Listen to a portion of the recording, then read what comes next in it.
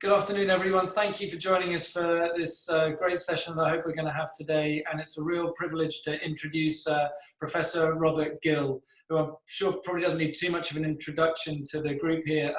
So Professor Gill is the author of the book that's just come into its second edition, I understand, recently, which is about physics and technology of diagnostic ultrasound. And this has been essential reading for all of us doing the DDU exams here in Australasia. So I guess first of all, just say a big thanks to Robert for writing that book. It's been absolutely instrumental to us knowing about ultrasound. Robert is I believe you're an electrical and science engineer, studied at the University of Sydney, entered his PhD in Stanford, and you're going to be talking to us today on ultrasound artifacts. And thank you very, very much for joining us. Over to you. Thank you. Well, good afternoon, everyone, and it's a pleasure to be here and very nice to see educational initiatives like this spreading the net widely courtesy of Zoom. So one thing that was important in Sam's introduction is that I am an engineer and physicist. So I've picked up a reasonable amount of clinical knowledge along the way, but it is just a matter of what I have picked up when doing clinical work in various hospitals, rather than that I have any sort of substantial background in clinical stuff at all. As a matter of fact, I went to a school where we had to study Latin, and my brother, who was a notch lower in the pecking order at that particular school, was allowed to do biology, but not me. So I don't even have the basics of biology behind me.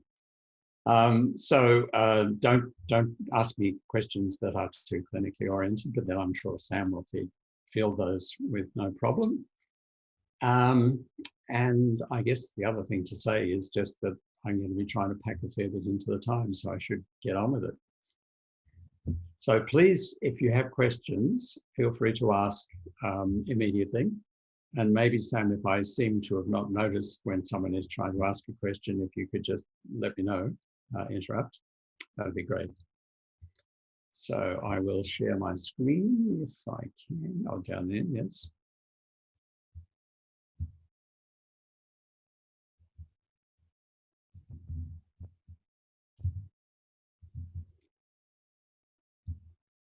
So is that good? Perfect, that's coming through beautifully, thank you. Okay, so this is just an overall review. Oh yes, the other introductory thing I meant to say is that the area of the clinical area that I know least about is yours, to the extent that you're predominantly in cardiac and perhaps some lung. I've got no personal experience in those areas. I did a lot of vascular work because Doppler is my particular interest. But I am particularly lacking in specifics and in images. So you will see that this talk is in fact predominantly or almost entirely, the images will be from general ultrasound and vascular and so on. So forgive that, please, but hopefully the concepts are what's important at this stage. So ultrasound is actually famous amongst imaging specialists for the fact that there are so many artifacts and that they appear so commonly in the images. You know, it's one of the things ultrasound is known for. So what do we mean by artifacts? This is my own definition, but an artifact is basically any appearance in the image that doesn't accurately represent the patient's anatomy. And then by extension, when we're talking about Doppler artifacts, you could say essentially the same there, that it's a misrepresentation of the thing that you're trying to display in one way or another. So why do artifacts happen so commonly? By far the most common cause of artifacts is assumptions that the machine has to make in order to create the ultrasound image or process the Doppler signals. So there are a whole lot of assumptions that are essentially built into the whole process, the imaging process. You can sometimes introduce essentially artifacts in the image by not setting equipment settings appropriately. Sometimes there will be artifacts due to equipment faults or electrical interference, but they're fairly rare and they're usually pretty easily recognized. So what are those What are those assumptions that I mentioned in the previous slide?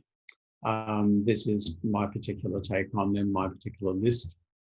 The first one is that the machine acts as if the ultrasound beam is just a narrow straight line. So when it creates the image, it makes the image as if the ultrasound beam didn't have any width to it, as if it was just a nice idealized beam with no width at all.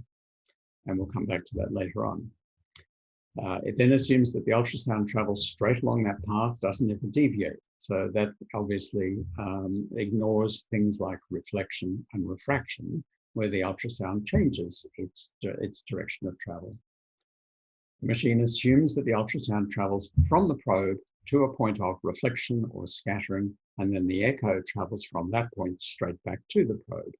You can see that assumption is built into the way the machine calculates the depth that it displays each echo. It has to assume that the ultrasound is just traveling from probe to point of scattering and back to probe. The machine assumes the propagation speed is 1540 meters per second everywhere. And in fact, it varies a little bit from one tissue type to another. And it assumes that the attenuation is constant in all tissues. Of course, we know it's not. It varies from tissue to tissue, often particularly with pathology or with foreign objects like synthetic valves and so on. And finally, the machine has to assume that all of the echoes that it's processing were produced by the most recent transmit pulse. If that's not true, if it is getting some echoes from the transmit pulse before last, then it's going to calculate the depth incorrectly because it can't differentiate. It can't know this echo comes from that transmit pulse and this echo from a different transmit pulse. It treats them all as if they've come from the most recent transmit pulse. And so then you get what's called range ambiguity. And you get a doubling of tissues of two different depths. So that's sort of the basics.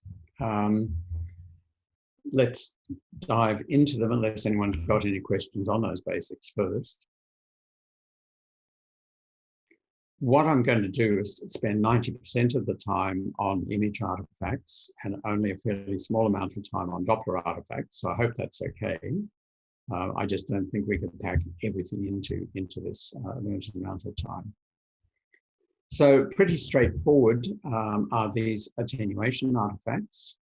Shadowing happens when you have a region which has higher attenuation than the rest of the tissues. And examples might be bone, hair, prosthetic valve, things of that sort. Now, just a point here, the asterisk on this slide is drawing your attention to the fact that attenuation, a tissue or some other object will attenuate either because it's absorbing the ultrasound or because it is reflecting it and not allowing it to pass through. So there are two quite different types of attenuation. Bone and air tend to reflect the ultrasound and not allow it to pass through. Whereas if you had, say, an area of fibrous tissue, that would attenuate fairly strongly, but it's largely due to absorption of energy.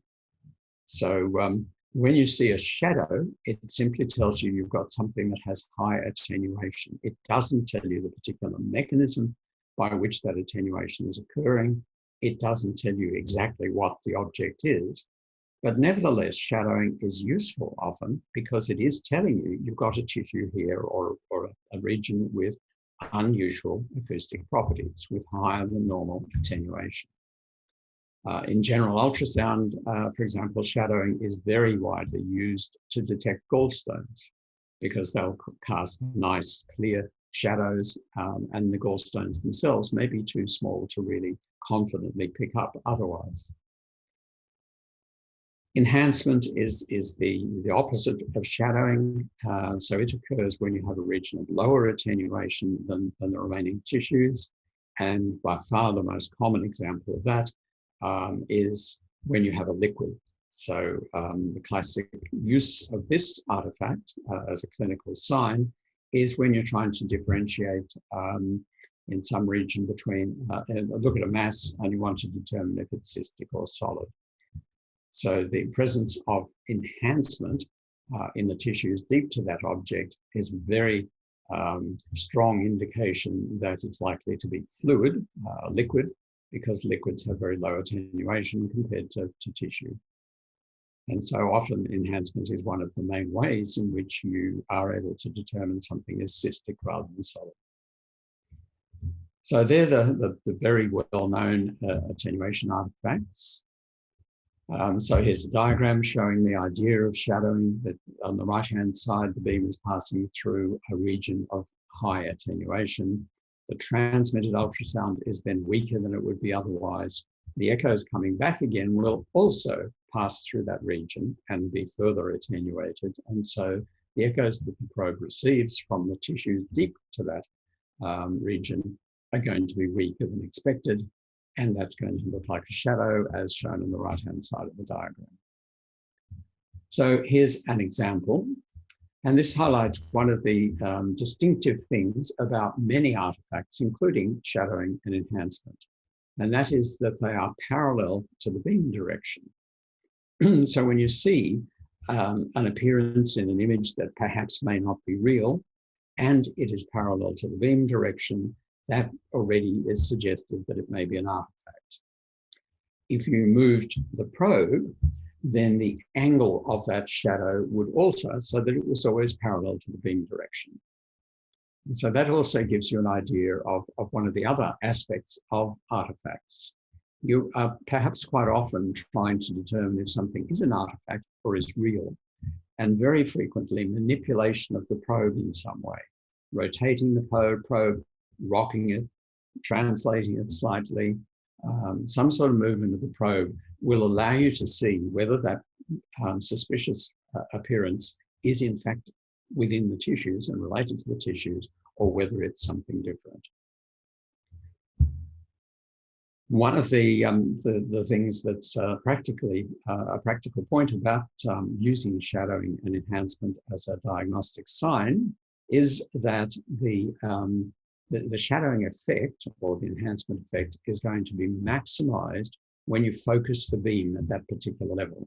And if you look on the right-hand side of this image, you see the green dot indicating the depth of focus. And it is approximately at the depth of the object causing the shadow. And that's going to maximize the shadowing effect. So it makes it as obvious as it can be, because then the beam is narrow where it's passing that object. And so that object is blocking most of the energy in the beam and causing a strong shadow.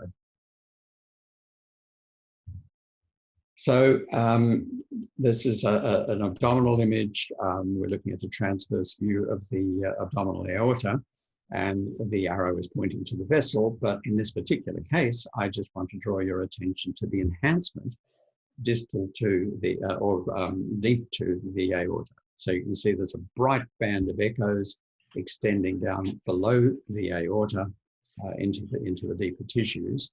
And that's a classic appearance of image or echo enhancement. So shadowing and enhancement are probably the two best examples of potentially useful artifacts. They're quite often used as clinical signs and contribute in a positive way to the diagnosis. There's another type of shadowing known as edge shadowing. Sometimes people refer to it as refractive shadowing, so you may see that term, but it isn't necessarily actually just caused by refraction. So on the left-hand side, I've got a diagram of some sort of curved structure. This might be a blood vessel in cross-section. It may be the gallbladder. It may be the testis. It can be all sorts of different things. It may be liquid-filled, it may be solid. The important thing is that it has a capsule, an exterior that is curved. What happens is at the points where the beam is just tangentially hitting this, so it's hitting it just at the edges, the beam is deflected and defocused. And so that's what I've shown in the diagram on the left here, that the beam ought to be following the path that I've shown with the dotted lines, but instead, the ultrasound energy is deflected off the side of this curved structure, and the beam rapidly defocuses. In other words, it spreads out and becomes much wider than it would normally be. When you spread out a beam and make it wider, the intensity of the ultrasound drops because the total amount of power within the beam is always a fixed amount. So if the beam is wider, then the energy is more diffuse and the intensity is lower. And so the echoes that are going to come from that region where the beam has been deflected and defocused, those echoes will be much lower level than they would be if that curved structure wasn't there. And so this deflection and defocusing of the beam has caused a sudden drop in echo intensity, which we see as a shadow. Now, the shadow is going to be in line with where the machine thinks the ultrasound beam is traveling. So the machine, of course, doesn't know about the fact that the beam has been deflected and has gone off in another direction. And so we get a shadow, like as I've shown on the right-hand side here, directly parallel to beam direction, extending down below the edge of this curved structure. And there would, in fact, be one on the other side of the structure as well. Now, this is generally not a particularly useful artifact because, in general, you can see that there is a curved structure there, so it's not really telling you anything additional about the image. But it's not really a problem either because it's very distinctive, it's very common, and so you're unlikely to be fooled by it. It's not really interfering with your ability to image. You know, if you wanted to see the area that's actually affected by the shadow there, you could just come in at a very slightly different angle and image those tissues. So it's neither useful nor a problem, but it is common. So here are a couple of examples. On the upper left, we have a gallbladder, and you can see a shadow parallel to beam direction as usual, coming off the edge of the gallbladder.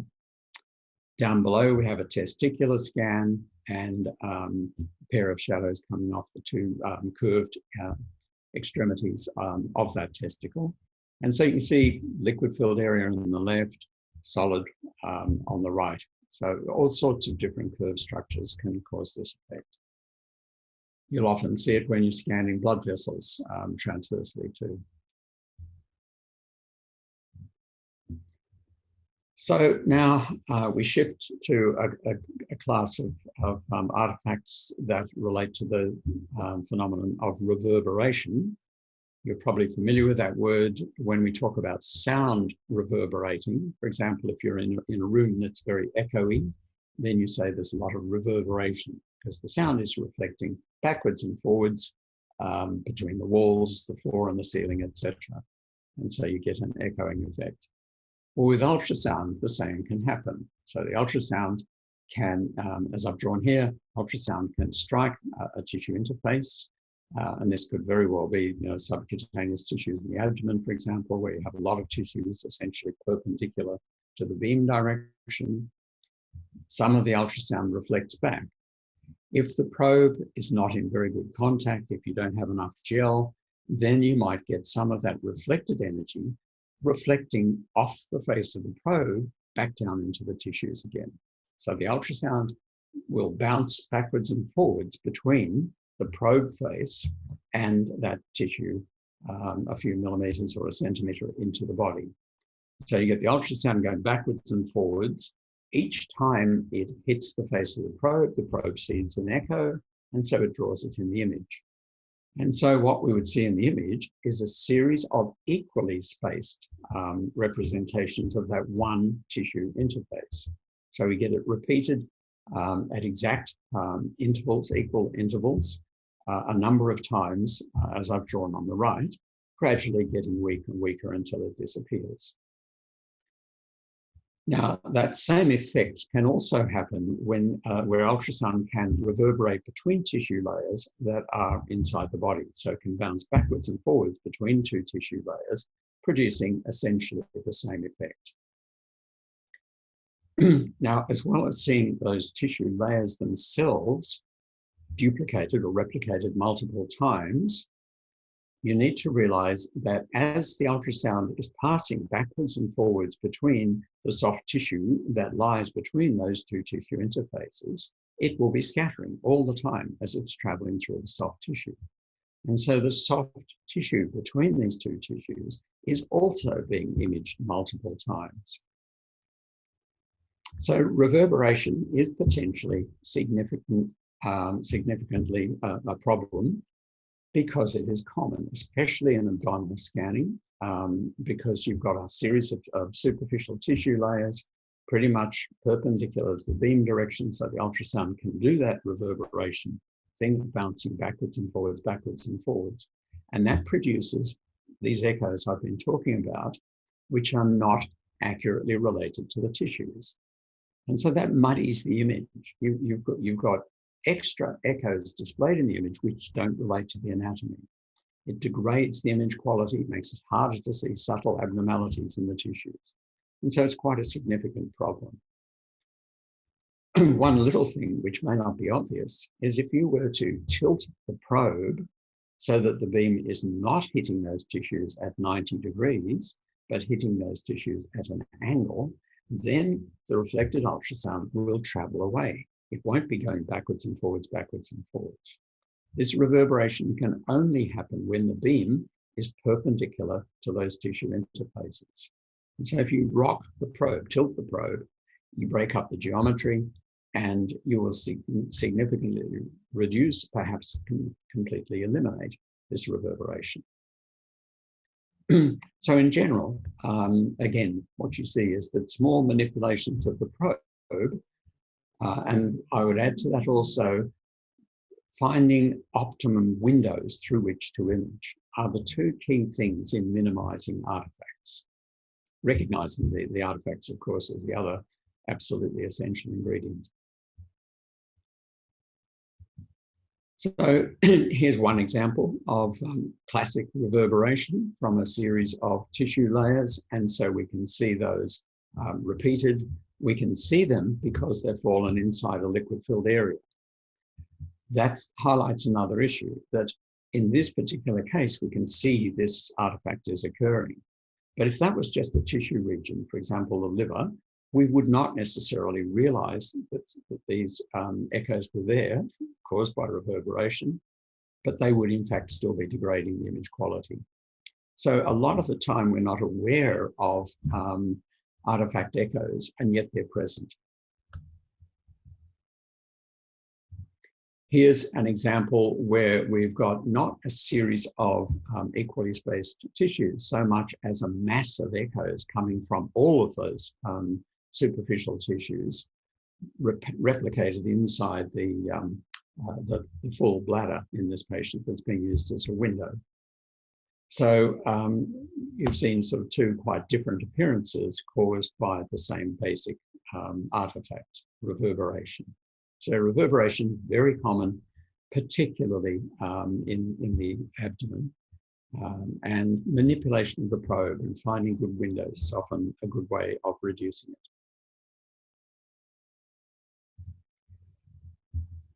Now, this is essentially a form of reverberation as well, which is why I've placed it here in the story. Ringdown is the term used for the particular thing that happens when you have a cluster of tiny gas bubbles.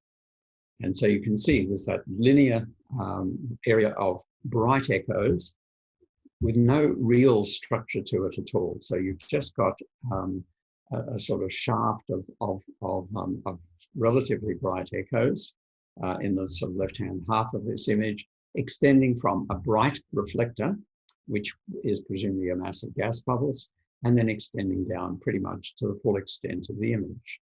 And that's a fairly typical appearance of ringdown.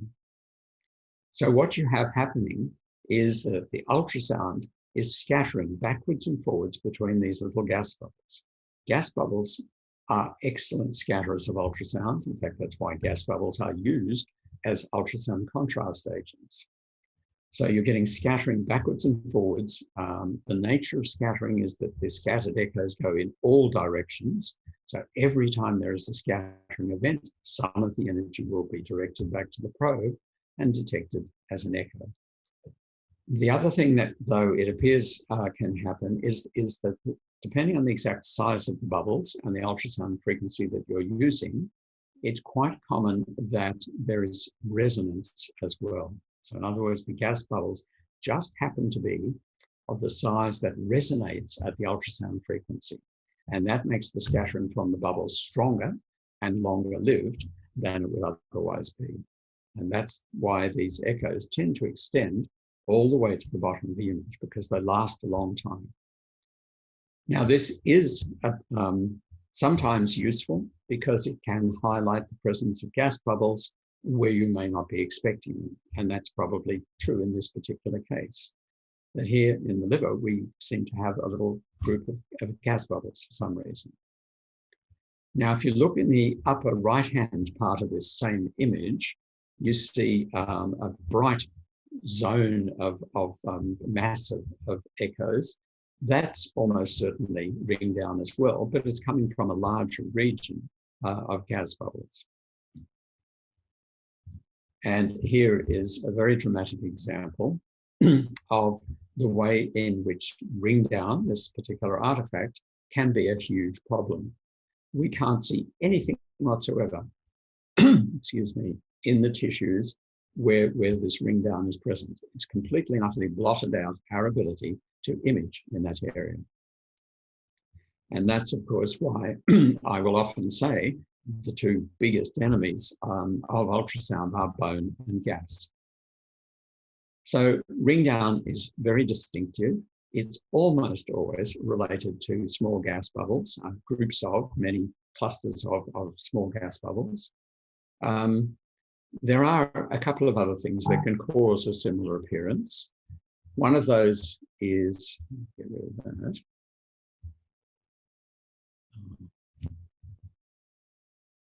Are you seeing my calendar reminder on your screens at the moment? Yeah, we are. I shall get rid of it. Dismiss Dr. Wells. Okay, so, well, now you know deathly secrets, which doctor I see. So this is just highlighting why and how gas can be a real problem. There are occasionally the same sort of effect caused by other structures, and in particular it tends to be wire and metal. So needles, guide wires, things of that sort can produce a very similar appearance because they too can reverberate in the ultrasound with the ultrasound energy and produce strong, prolonged echoes that therefore extend deep into the tissues in a line parallel with beam direction. So that's the other potential cause of a Ringdown type appearance. So you'll notice it's a completely unstructured high-level echo extending a long way deep into the tissues. Okay, now a relative, but quite different in its appearance, is referred to as the Comet-tail.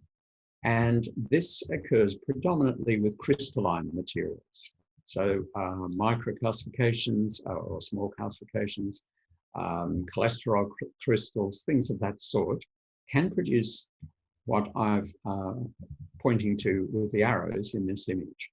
Little bright echoes with a small tail on them that extends for a short distance, parallel to beam direction as usual, but into the tissues below the actual object causing that appearance.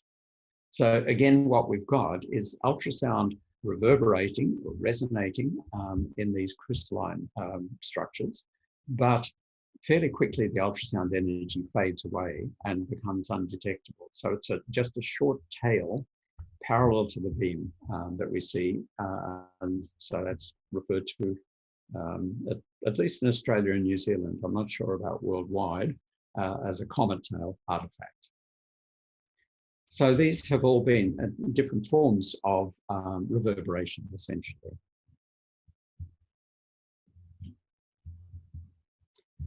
Now, let's come back to the idea that the machine acts as if the beam has minimal beam width, whereas in fact, the beam width is often several millimeters in size. So the machine is ignoring something quite substantial, but it's forced to do that. And the reason is, what I'm showing here is a beam which I've just arbitrarily drawn as if it's a constant width beam, whereas of course the beam really is focused at some particular depth, but it was easier to draw this way. We've got two different objects within this beam producing echoes. Now, the machine can calculate the depth of each one of those pretty accurately by looking at the echo arrival time.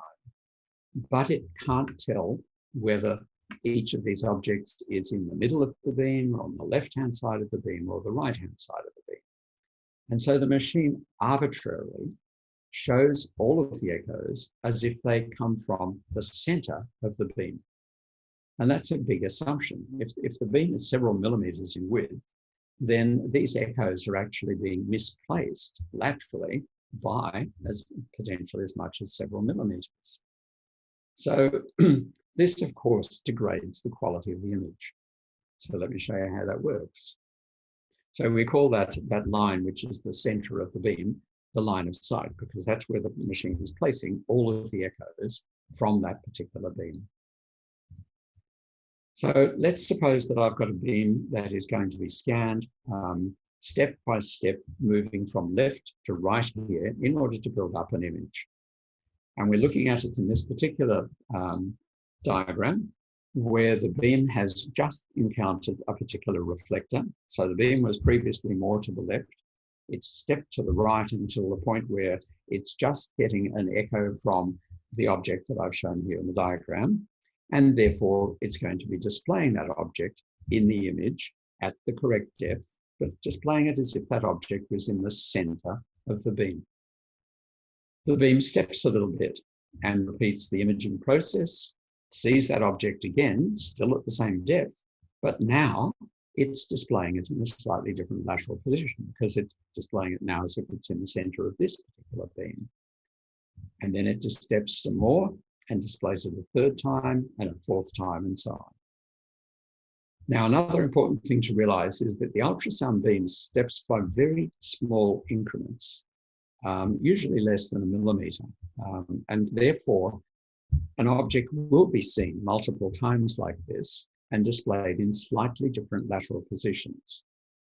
What you in fact will see in the image is that those will blur together. And so instead of seeing a point where this particular object is, we'll see a line in the image, a linear structure. So what does that do when we're imaging a tissue? Well, if we had an angled tissue interface, as I've drawn on the left here, then as the beam scans across that, every single point in that tissue will be displayed as a little line. And so we get what I've sort of crudely drawn on the right-hand side there as the way that particular tissue will be displayed in the image. So there will basically be a fuzzy appearance because we've got all these little lines instead of just a nice clean image of that tissue. And so the image will be fuzzy and it will look thicker than the true thickness of the tissue. So the thickness of the tissue will be exaggerated and it will be fuzzy, it will be blurry, which of course is important when you're trying to make measurements. So that's true in general when you are scanning a tissue interface, except in this one special case where you are scanning a perpendicular incidence. In other words, the beam is perpendicular to the tissue. In this case, when you think about it, there'll still be that lateral smearing out that I've been talking about, but it is superimposed on the actual image of the tissue itself. And so it doesn't degrade the quality of the image. So this is sort of a magic situation where if you are at perpendicular incidence, the beam width effect does not degrade the quality of the image of this tissue. The only thing that affects this now is the length of the transmit pulse, which will slightly exaggerate the depth of this tissue, but it's a much smaller effect. It's much less important. And so, as you will know, I'm sure from practical teaching, when you're making measurements, as far as possible, you usually strive to have the beam perpendicular to tissues when you're making measurements. So in my area of interest in vascular work, you'd be doing that when you want to make any sort of observations or measurements of blood vessels. You'd be trying to image at 90 degrees to the vessel walls. In cardiac measurements, I know very often you're expected to aim to have as perpendicular incidence as possible when you're making measurements of dimensions. And the same is true throughout the body in all the different areas, fetal measurements most certainly, etc. So beam width has quite a substantial degrading effect on the image, and this is how it works. Here's an example, a portal vein, and if we look first at the arrow in the center down lower, that's pointing out the sort of series of little lines that I was talking about, that the walls of that vein are displayed as a series of little lines perpendicular to beam direction. And so it's fuzzy. If you were trying to measure the internal diameter of that portal vein, you'd be guessing exactly where to make your measurement because it isn't really clear. The upper arrow is pointing to a place where the beam is essentially hitting the wall at perpendicular incidence, and you can see that it is a clearer, cleaner display there.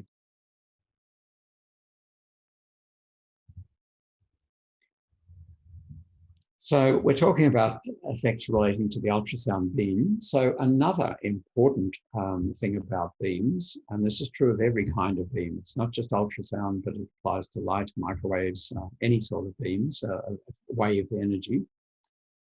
When we use a logarithmic scale, as I have here, and we look at the way the intensity of the ultrasound varies as we move across the beam at one particular depth, we find that there is the main beam, which is the main lump in the middle of this diagram, but either side of it, there are other beams which diminish in size. And I've indicated that the first of these so-called side lobes is approximately 20 decibels weaker than the main beam, which means a factor of 100 weaker in intensity. So what this is showing us is that an ultrasound beam is always going to have associated with it small beams equally spaced either side of it.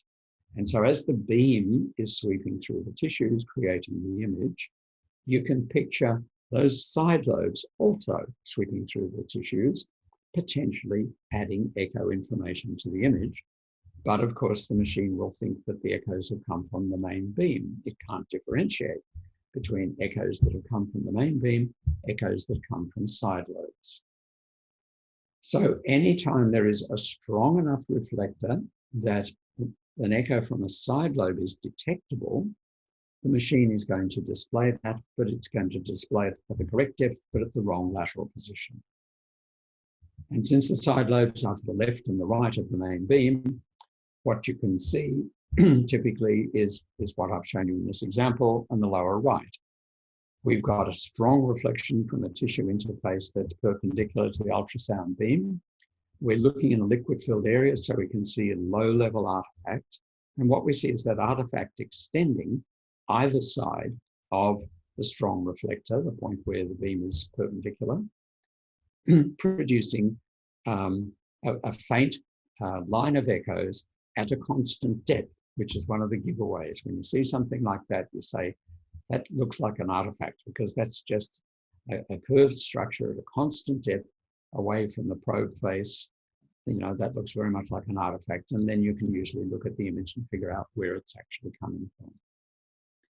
So side lobes are not usually a particular problem, but you will occasionally see side lobe artifacts like this. They're not very common, as I said, and they're usually much lower in intensity because the side lobes are much weaker than the main beam.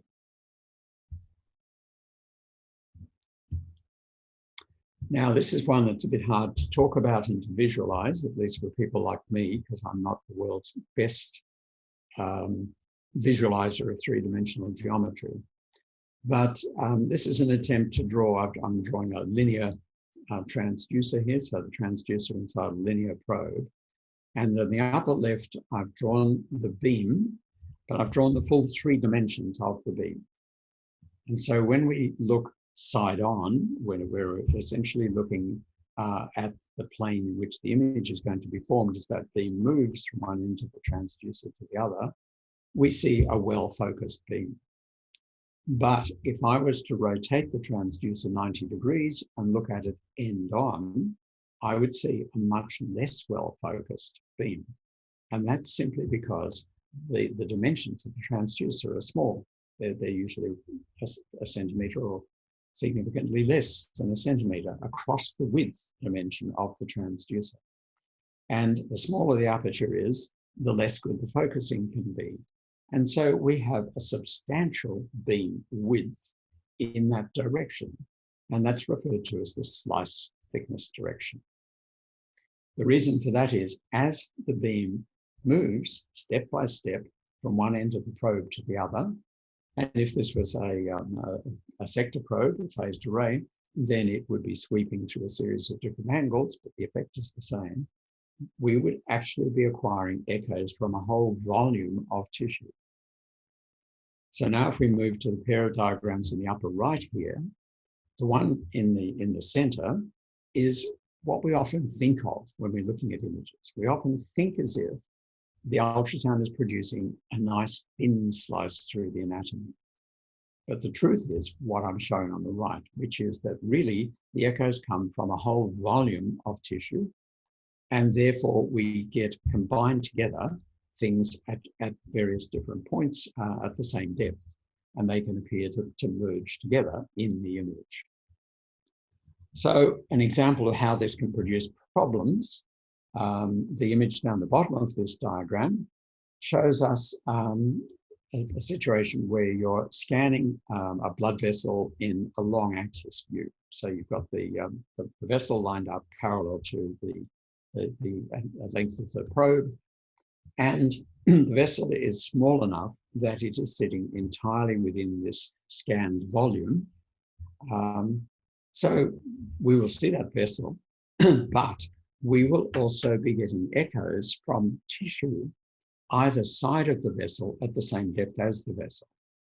So the red arrow in this diagram, if you can see that, the diagram down the bottom, the red arrow is trying to point out that tissues at this level that are outside of the vessel are going to combine together with the image of the vessel. And so what we get is those echoes are going to appear to be inside the vessel. So if we look on the left here, this is a abdominal aorta, and we have the appearance of echoes, which of course, unfortunately, is typical of the appearance that thrombus would have if there was clot there. This is in fact slice thickness artifacts. So those echoes are really coming from beside that vessel at the same depth as the vessel. And we can establish that by rotating the probe 90 degrees. And you might recognize this as the same image as I used before. But now the point is the lumen of this vessel is completely clear once we're scanning it transversely, because then this slice thickness effect can't happen. So slice thickness can produce, for example, tissue echoes appearing to be inside the uterus, other liquid-filled structures, and it certainly can be a problem for people doing vascular work when they're doing that long axis view, because it can make echoes appear to be inside liquid-filled structures when they're really not, they're outside.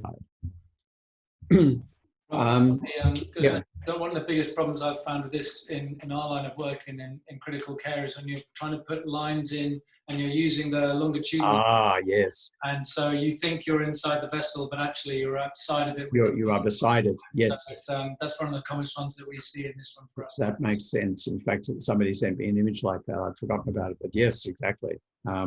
Yes, because you've really got, you have no sense of depth in that direction in the image. So you really probably would want to go to rotate 90 degrees, but then you're of course not seeing the pathway of your needle. So yes, this is a problem, and it is a limitation of machines. The manufacturers could make the probes wider, in which case the focusing in that dimension would be better. This effect would be reduced, but the probe would be more clunky. It would be more difficult then to tilt and angle the probe and do all the sort of manipulations that you tend to want to do. And so they've just compromised on what they think is the best overall size and shape for the probes. So the only thing that really is going to help us here is the development of matrix probes, which are available, but they're still relatively expensive and not very widely used yet. And that's probes where the transducer material has been sliced up across its width and along its length. So you have a sort of chessboard of tiny little transducer elements, all of them connected up electronically, then you can do electronic focusing across the width, and then you can have better focusing of the beam in that dimension, and therefore this effect will be reduced. The idea of slice thickness, it also exists in other forms of imaging, like CT, for example. They too talk about slice thickness, as you're probably aware. So refraction, I see we are running along well in terms of time passing. Refraction, most of the time, is of very little importance in ultrasound imaging. Refraction, as you know, presumably, is what happens when the ultrasound passes from one tissue through an interface into another tissue, which has a different propagation speed. Unless you are at perpendicular incidence to that interface between those two tissues, the beam direction will change and the beam will be deflected. But the deflection is normally a degree or a couple of degrees, something of that sort at most. And the effect on the image is normally negligible. However, there is a situation which was first discovered in the abdomen, and I know it also occurs when imaging the heart, and it's caused by symmetry. It's caused by the fact that you have refraction occurring in a way that is symmetrical to the left and then to the right. And so in the abdomen, it happens when you are doing a transverse scan on the center line, and the rectus abdominis muscle has a lens-like shape, there are two lens-like pieces of muscle. And down below, what I'm showing is that when the beam is directed off to the left, it'll refract a bit to the right. And so the object that I've drawn in red is displayed a bit to the left of its true location because the beam has been bent. The machine doesn't know that. The machine thinks the beam has gone in a straight line. And so it displays that object that I've drawn in red in the position I've shown as the displayed position to the left.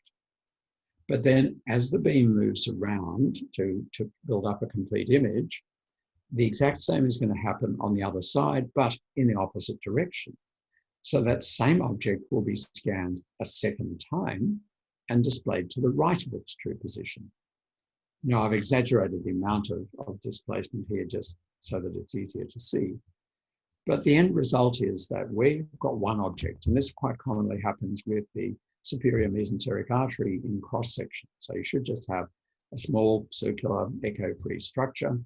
You get two of them side by side.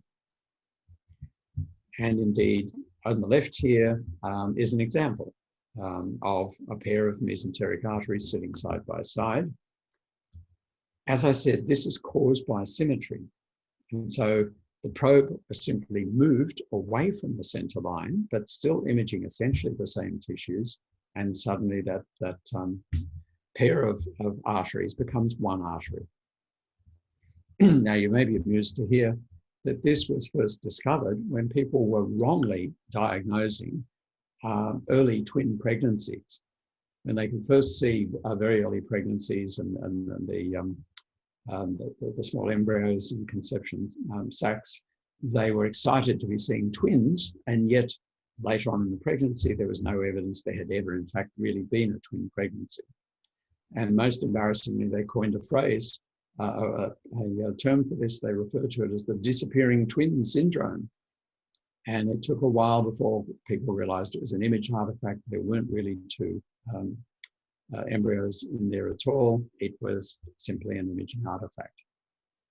So I know with the heart, because when you're scanning through the ribs, you also have the potential for symmetrical refraction of the beam, first one way and then the other, that can cause a doubling of tissue structures. I've seen it referred to as the ghost artifact sometimes. Mirror image, another case where the beam is doing something different than the machine thinks, and therefore you get false information.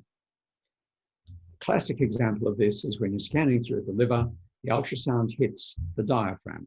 The diaphragm normally will have air-filled lung behind it, which makes it almost a perfect reflector of ultrasound. So the ultrasound beam does what I've shown with the solid blue arrows, which is that it reflects back into the liver. Now, the nature of reflection of a smooth interface is that it goes in one specific direction. So the ultrasound beam has bounced off that the diaphragm and is going in a specific direction. And let's suppose that it hits the object that I've drawn in red. Then there'll be scattering of the ultrasound. Some of the scattered energy can travel back along that self-same pathway. So back down, reflect off the tissues, and then back up to the probe. So we've got the ultrasound following the pathway of the blue arrow, first down to the point of reflection, and then back again up to the probe. The machine knows nothing about that reflection. It thinks the ultrasound is traveling in a straight line. It looks at the echo arrival time, calculates the depth, and therefore displays that red object as being deep to the mirror, deep to the highly reflective tissue. And that's the nature of a mirror image artifact, that you've got tissues which are really closer on the machine side of a highly reflective interface being displayed deep to that interface. And sometimes you will see the tissue in its true location and the mirror image artifact as well, but sometimes you can only see one or the other in any one scan. Here's an example of an echogenic mass in the liver close to the diaphragm. I've indicated the diaphragm with the arrow, and you can see there is a mirror image of that beyond the diaphragm. And in fact, all of the tissue echoes beyond the diaphragm are most likely to be mirror image of liver tissue appearing to be beyond the diaphragm. If you think about looking at your face in a mirror and you're standing 1 meter in front of the mirror, your reflection in the mirror appears to be 1 meter behind the mirror. We don't usually think that way, but this is exactly the same thing. There's an object that is in front of this ultrasound mirror appears to be an equal distance behind it. So that's the majority of the image artifacts. This is just a couple of examples. On the left, we've got equipment fault. So you can see there are a couple of sort of dark bands in this image, which could be damaged probe. So there could be physical damage to the ultrasound probe, or it could be that a block of electronics is malfunctioning. If you move the probe, translated the probe along the skin surface, then you would see that the dark shadows simply remain in a fixed position within the image and not in any way associated with the anatomy. So it would be very, very easy to tell that that's an equipment fault and not anything else. And then on the right-hand side, we've got an example of electrical interference. It's not very common, but it can happen with small portable machines, particularly in electrically noisy environments like intensive care. I think this was in a neonatal intensive care unit. And some of those portable machines are not as well protected against electrical interference as a big static machine plugged into the wall can be. But again, you know, that's very recognizable as not being real. You've got a sort of, you know, repeated structure that probably was moving with time, etc. So very briefly, if we switch to Doppler, the big artifact, as you are probably well aware, is frequency aliasing. And it happens whenever the Doppler signal exceeds the limits of the display. If the baseline of this display was exactly in the center, so we had equal amounts of display above and below that baseline, then the limits would be what we call the Nyquist limit, which is 1/2 of the Doppler pulse repetition frequency of the machine. So the machine is running at some particular rate of transmit pulses, which we call the pulse repetition frequency. That might be 5 kilohertz, for example, in which case the Nyquist limit would be 1/2 of that 5 kilohertz, 2.5 kilohertz. And so that's an absolute limit on what can be displayed in a Doppler spectral display. And it is also the case with color Doppler. It's the upper limit of what can be displayed there as well, without the display becoming incorrect.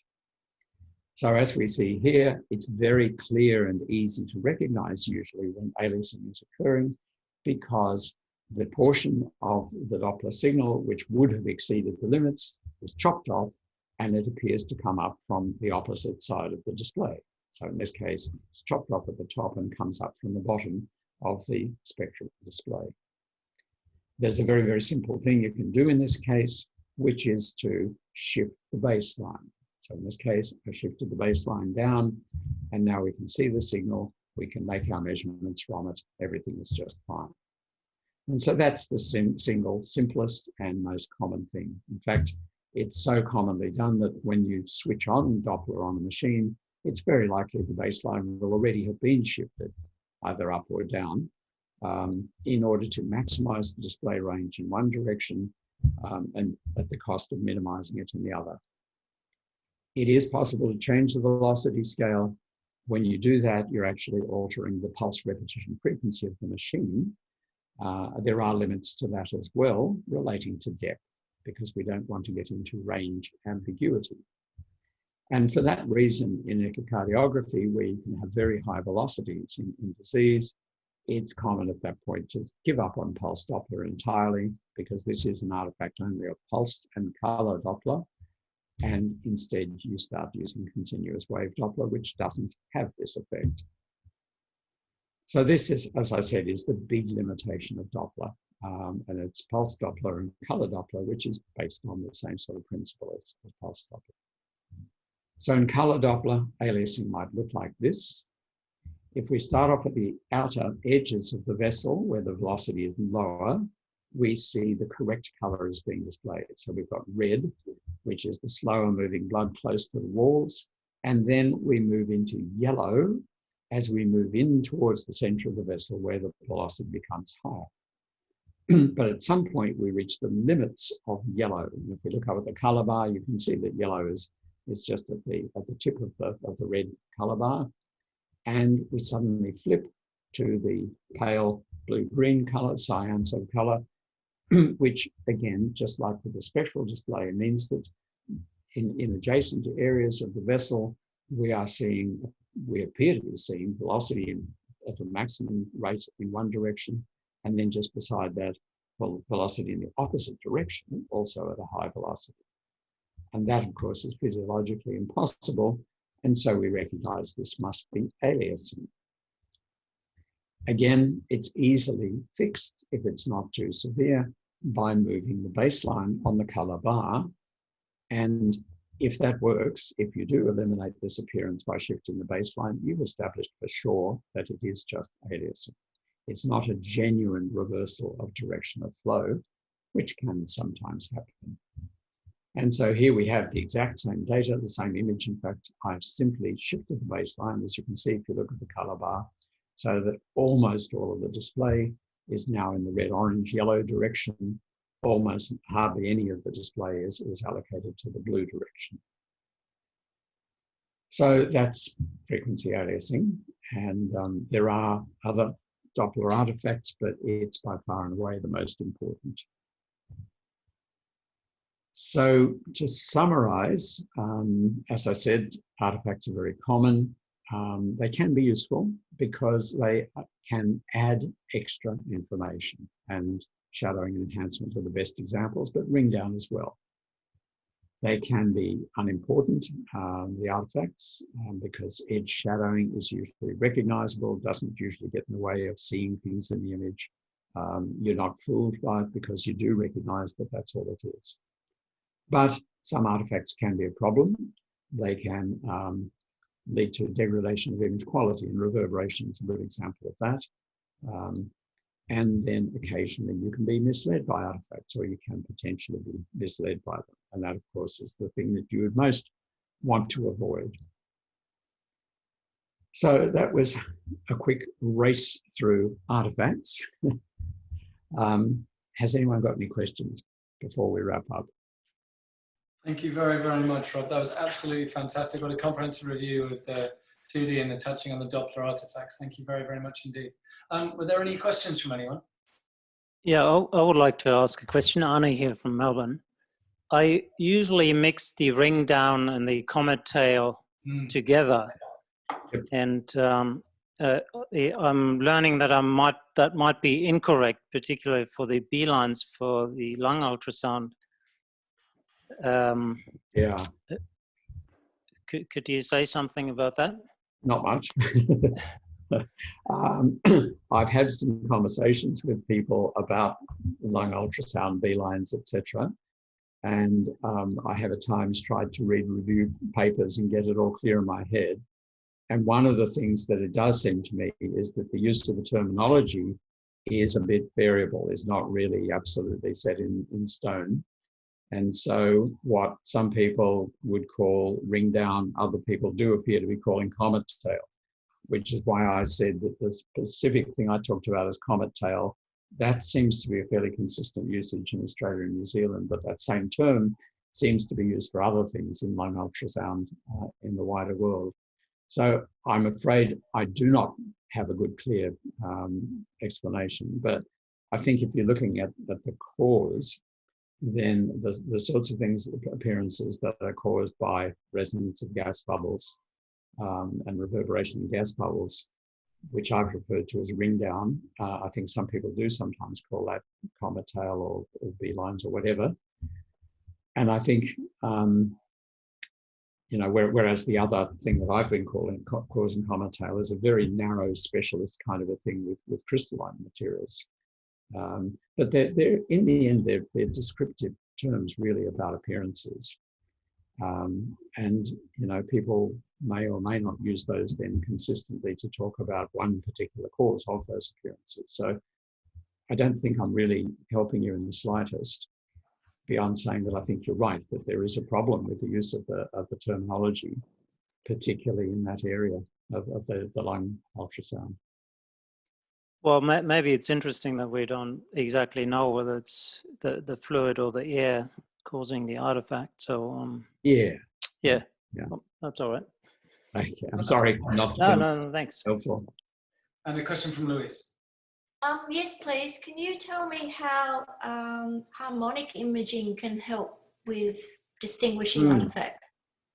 Well, the main thing with harmonics is that harmonic imaging reduces a lot of those artifacts. So it's it's probably not possible for me to say how in 1 minute, but Take two. Yeah. I wasn't sure if somebody came and picked you up and carried you away on the dot of 2 o'clock or 3 o'clock or not, but obviously not. So with harmonics, we are transmitting at one particular frequency, and then we are only processing the second harmonic part of the echo signal. So if we transmit at 4 megahertz, we are removing the 4 megahertz part of the echo signal, looking just at the 8 megahertz stuff that's left. And the important thing is that the harmonics only come from some parts of the tissue.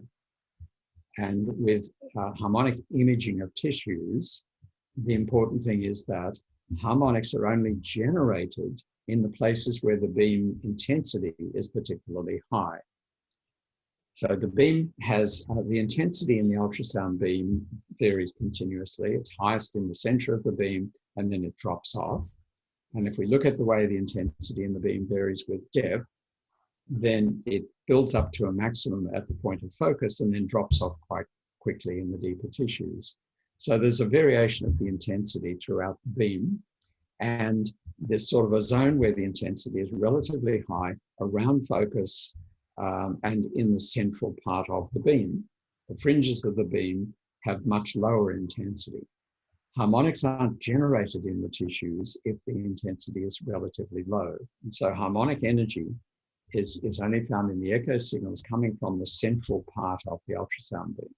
And that's kind of the magic trick, is that when you're imaging with harmonics, you're only seeing kind of the echoes coming from the central part of your ultrasound beam. You won't be seeing things coming from the fringes of the beam, either in the beam width direction or in the slice thickness direction.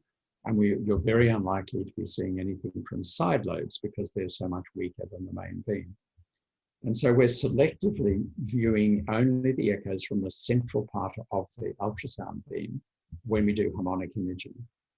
And so essentially, it looks like an image made at a higher resolution because the beam appears to be narrower.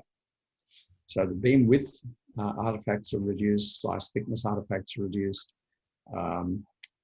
side lobe artifacts just about disappear. And then reverberation may be reduced, at least in superficial tissues, because the development of harmonics in the tissues is something that is a progressive thing. As the ultrasound goes into the tissues, it's undistorted. There is no harmonic energy when the ultrasound pulse first enters the tissues. As the pulse is traveling through the tissues, it gradually becomes more distorted in the high intensity part of the beam, and therefore you then get the harmonics generated. But in the first centimetre or so of tissue, there is very little in the way of distortion of the pulse, and so very little harmonic energy. And therefore, when you get reverberation in superficial tissues, like the abdominal wall, then you get very little harmonics. And so when you do imaging at harmonic frequencies, you don't see that reverberation. So reverberation tends to be significantly reduced. So in relation to that question, if you do fundamental frequency imaging, yep, does that help with anything? Well, the disadvantages of harmonics are that it halves the frame rate because it takes 2 pulses to make each line in the image rather than just 1 pulse. Fundamental frequency imaging needs just 1 pulse for each beam position. Harmonics needs 2, so you've halved the frame rate. And then the second disadvantage is that because you are looking at echoes that have much higher frequency, they attenuate much more quickly, and therefore the penetration depth is reduced when you're doing harmonic imaging. So they're the only 2 negatives, really. But what about, would you ever use fundamental imaging, say, if you wanted to get the character of a mass? Okay. The only application area that I know of where harmonics are routinely used as the standard way of doing imaging is echocardiography.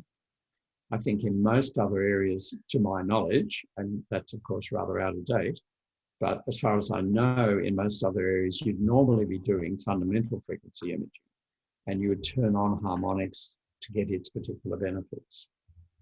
Now, it may be that in vascular work that people are tending to use harmonics more for the same sort of reason as the echo people. I'm not sure, but I think a lot of people would regard fundamental frequency as normal imaging, and then harmonics is something you do selectively.